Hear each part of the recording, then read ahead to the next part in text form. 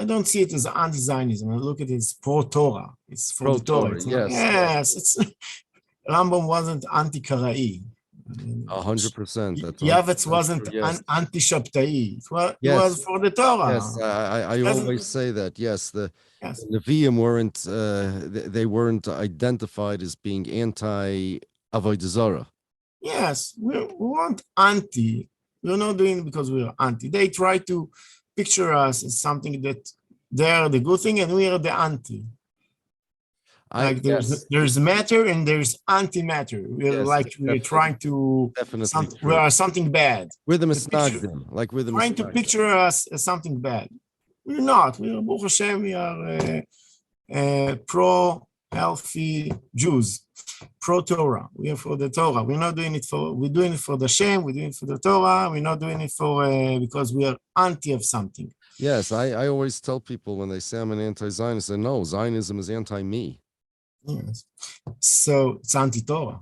So Rabbi Neiger, please tell us a little about your life before you became religious and what made you change your mind about Judaism. The first thing that I can about to say that the reason that I decided to be a Baal Tshuva is because when I was a secular Jew, I used to speak with Hashem and say, thank you for this, thank you for that. It's something, inner. Spirit? Yes, in the spirit, yes. And then at some point I decided to, because I'm grateful for what he did for me, I should also thank him in my action, not only by talking, because he gave me so much. I should give him back. What the least that I can do, what did I need to do as a Jew to thank him, to be grateful for what he did for me. So in the area that I live, my parents used to live, it's a lot of national religious people. So I went to the synagogue, and then they told me there's a place in Jerusalem that's called the Machon Meir. It's for Baalei Tshuva. So I went there and started learning. And it's mesmerizing, and you don't know because they're mixing things with other things, and you don't know when they falsify things. So wait, Machon Meir was a Zionist religious. Yes. Can you give me an example of what the falsified things were? Like an example of what they taught? Oh, for instance, according to the Rambam, why do you say Hallel in Chanukah? So Hanukkah is the holiday that we celebrate because the oil lasted 8 days. The Zionists made up this thing, this falsification of something that Maimonides said. They kind of read it maybe when the book was upside down, but they say they took the 3 halacha and turned it into 1. Yes, I wrote about this in my book actually. The Zionists made up a story that the Maimonides said the reason for Hanukkah is because the Jews ended up gaining sovereignty over the land from the Syrian Greeks, which doesn't say such a thing anywhere, but yes, that's what the Zionists teach. They make stuff up. Yes. When did you realize that was fake? Well, once you open the book, the Rambam, and you read it inside, you say, just a minute, it's not exactly as they tell you. Right. Or, for instance, the Gemara in Sanhedrin, Ketz Meguleh. Let me explain that to our audience. Herzl, Ben-Gurion, they were completely secular, actually anti-Semitic Zionists. They hated They didn't care about the Torah, what the Torah said. Right, they didn't care about anything. Then came the religious Reines, Cook. Those Reines, Cook, right, these guys. And they kind of tried, unsuccessfully, to fit Judaism into Zionism. The Zionists try to fit Zionism into the Jewish scriptures, and they really came from the evangelicals. The evangelicals were Zionists before the Jewish Zionists weren't. Well, they taught me that because now the land is giving fruits, and there are a lot of farms. So this is the Geulah. Right. It says in our books, our tradition, that when the Holy Land will produce its fruits. That's the important part. Its fruits, then that's a sign that the redemption is coming. The problem is that in the same tradition that says that, it says that it doesn't mean if you put irrigation into the land, you'll manage to get out some fruits. What it means is miraculously large and miraculously frequent fruits coming out every day, not seasonal, but daily. And that's what it means. Yet the Zionists kind of just tore that part out of our tradition. The Zionists, in order to justify Zionism, they tear parts out, put parts in, read things upside down and right side up. Falsifying things. Yeah. So you noticed this on your own. So you're saying you went to this Machon Meir, the Zionist school. It's all a big lie. You don't have nothing really to say. Everything is falsified, and you made things up, and you're not really. They say things, they teach one thing, but the way they live, it's totally different thing. They can tell you, don't go out of the country. It's a mitzvah to stay in the land of Israel, but they can go to vacation abroad and everything is okay. So there were two things that you saw that bothered you there. One was that what they were teaching you were lies. Yes. And two, they're hypocrites anyway. Yes. Other Jews, even if they sin, they know what the truth is. These people, it's like another religion. And the student told me, I'm going to tell you about you to the rabbis. You can go ahead and tell whatever you want. So then he arranged a meeting between me and one of the rabbis. That his name is Uri Sherki. Sharky. Oh, yes. Oh no, they're real Dati Lumi. Sure, I know who he is. Oh my! Yes, God. I was one of his Talmidim. I was a Ben Bait. Sharky. A Ben Bait.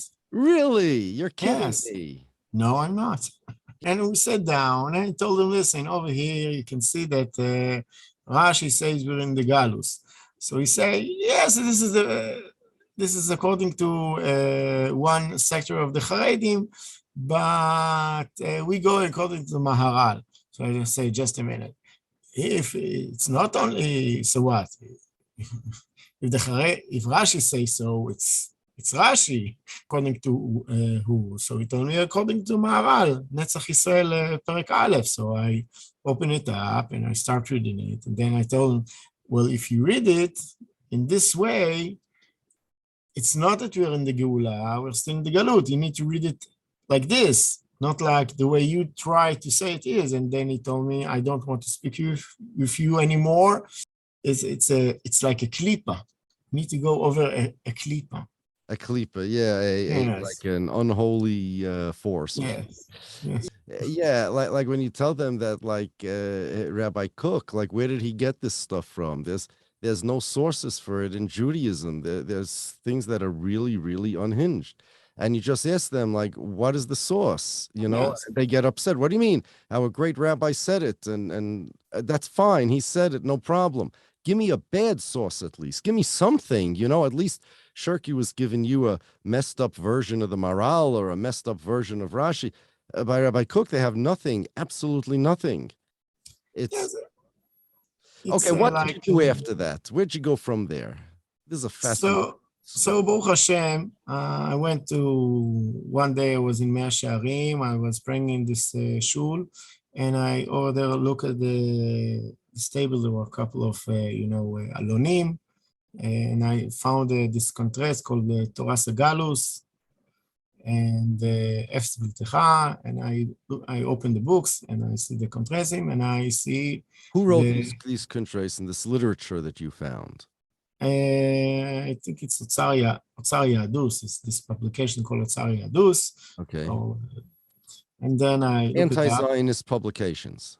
So I opened it. Was about the Shlosh Shavuos, and I read. Those are the three. That's our Talmudic tradition that tells us it's prohibited. 3 oaths. Right. That's prohibited to have a state of Israel before the Messiah comes. And I just want to make it clear for people, because I know the Zionists even twist this.